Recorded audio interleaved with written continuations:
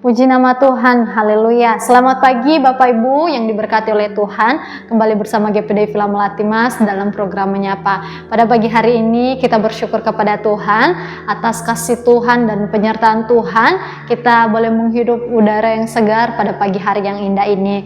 Dan pada pagi hari ini juga kita sama-sama merenungkan kebenaran firman Tuhan.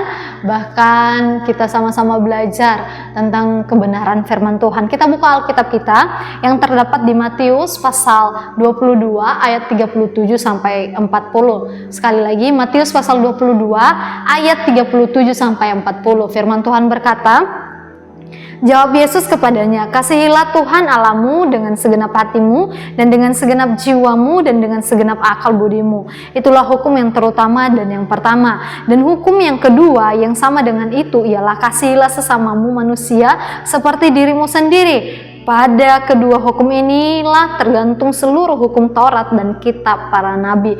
Bapak Ibu yang diberkati oleh Tuhan, firman Tuhan ini sering kita dengar, bahkan ini menjadi ayat hafalan bagi kita.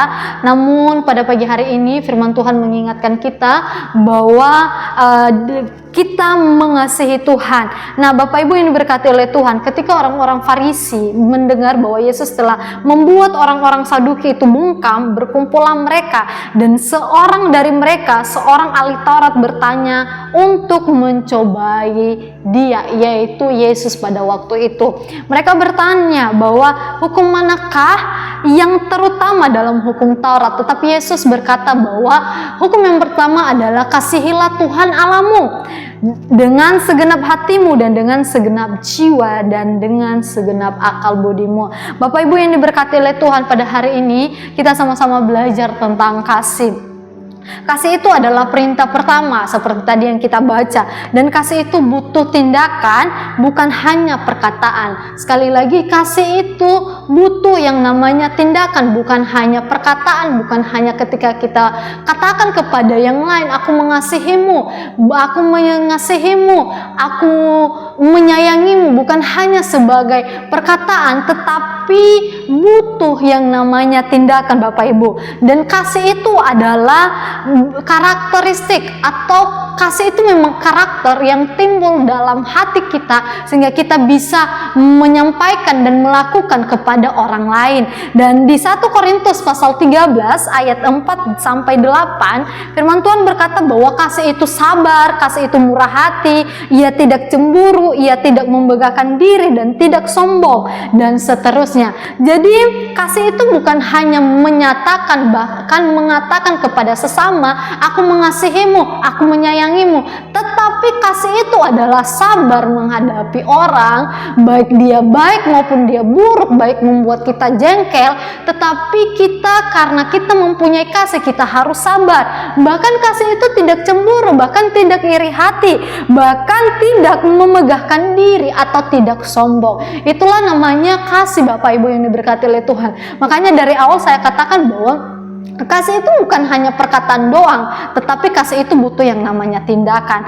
Nah, kasih itu juga ada beberapa jenis, Bapak Ibu yang diberkati oleh Tuhan. Kasih agape, philia, bahkan storge, bahkan eros. Bahkan kita juga tahu bahwa kasih Yesus adalah kasih agape, kasih pengorbanan tanpa syarat. Bahkan kita tahu bahwa di Yohanes pasal 3 ayat 16 ketika Yesus rela mati di kayu salib, bahkan firman Tuhan berkata begitu besar kasih Allah akan dunia ini sehingga dia mengaruniakan anaknya yang tunggal. Itu adalah kasih tanpa syarat, Bapak Ibu yang diberkati oleh Tuhan. Jadi kasih itu bukan hanya mengasihi, tetapi mengampuni juga, Bapak Ibu yang diberkati oleh Tuhan. Nah, terkadang kita sulit untuk melakukan kasih itu kepada sesama, bahkan kasih itu kepada Tuhan. Karena kenapa?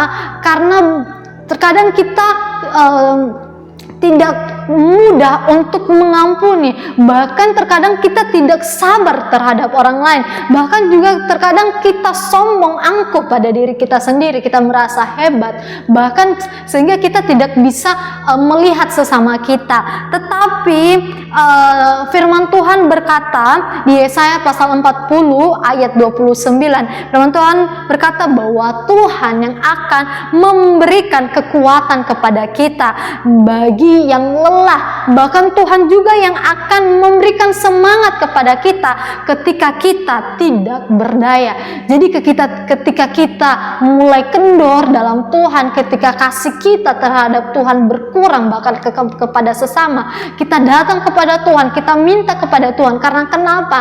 Karena Tuhan yang akan memberikan kekuatan ketika kita lelah. Bahkan Tuhan yang akan memberikan semangat yang baru ketika kita tidak semangat lagi. Puji nama Tuhan, demikianlah kebenaran firman Tuhan. Tuhan Yesus memberkati. Mari kita bersatu dalam doa.